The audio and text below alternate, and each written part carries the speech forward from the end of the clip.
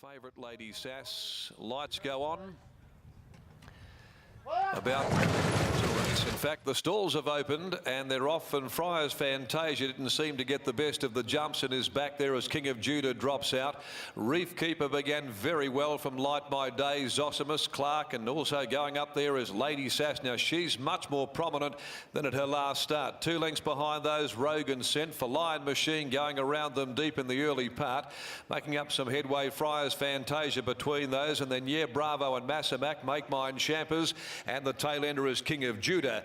Along the riverside they come at the 950 mark, and the leader is Reef Keeper, out by a half a length on Zosimus, going up to sit right at its girth. Light My Day and the other 3-year-old Lady Sass down on their inside, and 2 lengths to Clark, followed by Rogan Scent. There's Bravo on the improve, going around the outside of For Lion Machine. Hugging the rail is Massamac. Friars Fantasia had drifted right back in proceedings, and 2 lengths behind them to Make Mine Champers. The tail ender still is King of Judah.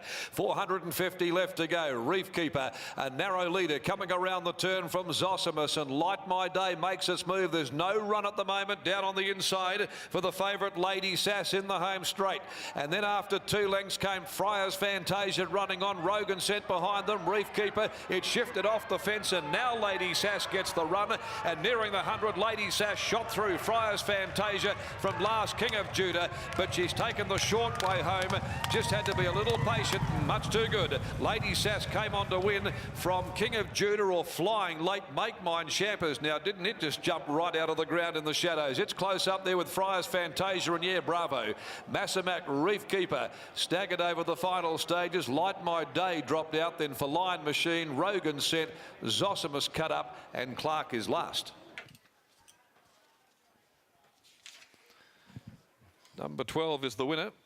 Lady Sass, daughter of the ill-fated Unencumbered, trained by Dan Morton, and makes it 2 wins from as many runs this preparation, but 3 out of 8.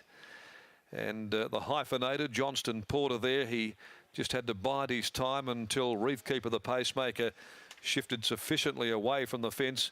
Under pressure it did, and Lady Sass, who showed that brilliant turn of foot last start, again accelerated, and she was too sharp.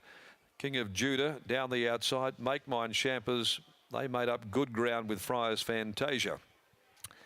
So it's 12 from 1. King of Judah from the tail came from last, and Make Mine Champers was back there as well. Friars Fantasia 4th, 2 lengths ahead. A short neck are the official margins, and 1:30.52 being the time. Lady Sass in the gold front thoroughbred racing colours of manager Olive, along with Mrs. M and Ms. J.B. Rose, Mesdames K. Callahan, A. Priolo, Ms. B. Cotsey, Ms. L. Bishop, Ms. J. O'Driscoll, Ms. A. Joyce M. Caputi, and Mesdames B. Luca O'Keefe and Carol Morton, and Clint Johnston Porter aboard for trainer Danny Morton. A sharp win. King of Judah, big run from the back by Vital Equine from our Rio, prepared by Brett Pope, ridden by W. Pike, and Make Mine Champers, the Fred Kersley trained mare for Oakland Park and Judith Kersley, by Medaglia d'Oro from Champagne Moor, ridden by Daniel Stake, is officially 3rd. 4th is Friars Fantasia. The last of the day, the Schweppes handicap at 10 after 6 over the 1800. Number 1, New Age, is the scratching out of the last on the card. Well, the Sports Daily team caught up with Dan Morton this morning. He was pretty confident about Lady Sass, and she did not disappoint Gareth. No doubt about that. Did you recommend to us on the Sports Daily we back this one or the other one, Dan? Oh, you've obviously heard me wrong. It was this one. Hopefully, I think we went with this one in the Sports Daily Play of the Day, but she was impressive, and Clinton Johnston Porter had to make a decision early on in that race, and it was the right one going back to the inside. Yeah, to be honest, when he sort of went forward early, I thought, oh, she might be out of a comfort zone, but he obviously saw an opportunity, and savvy right, he ended up on the fence within about 100 metres from gate 8, which is pretty clever. Horses don't do what she really did last start, 4 wide the trip and then storm down the outside, and then today she showed that she can go forward and then settle and still sprint off for speed. She's exciting. Yeah, well, you know, quite often if you're sort of forced to do something out of the ordinary and you learn a bit more about your horse, so that was nice to watch.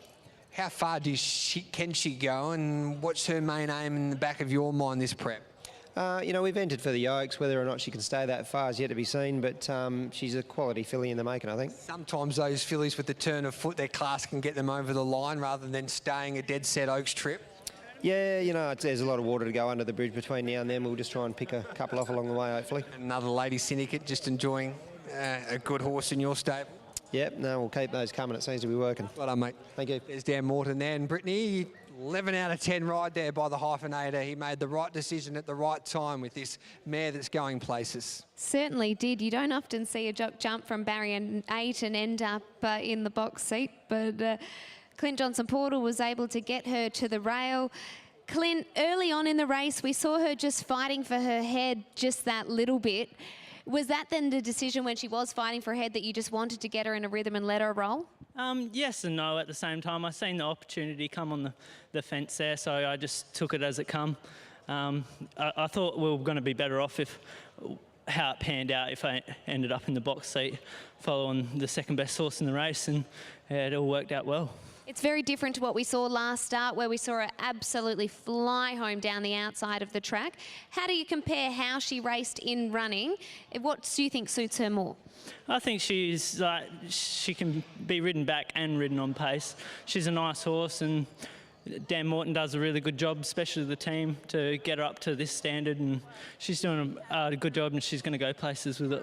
Do you get the feeling that she'll be able to get over more ground? Yeah, definitely. She's just got to learn to settle a little bit more. She just likes to toss her head around, so once she gets rid of that, she's going to be nice over a bit more ground. Well done on the win. Yeah, thank you. Yeah, Lady Sash, she's a $13 chance with Tab Touch for the WA Oaks. I guess she does have to learn to settle, to back her with confidence over that kind of trip. And she is a daughter of Unincumbent, who usually...